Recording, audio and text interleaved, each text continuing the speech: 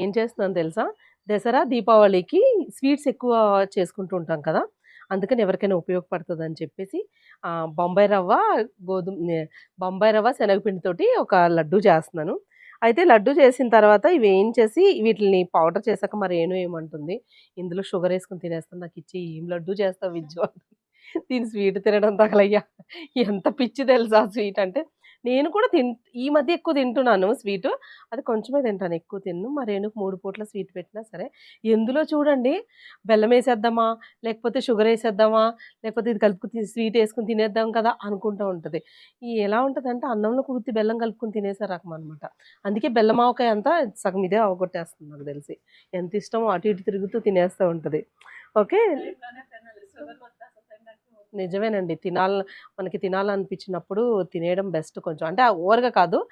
అలా అలా తినకుండా అది ఉంటే తర్వాత షుగర్‌లు, బీపీలొచ్చాక ఏం తింటాం కదా! అయితే మంచి లడ్డూ చేస్తున్నానండి. ఆల్రెడీ వీడియో అప్‌లోడ్ చేశాను చూడండి.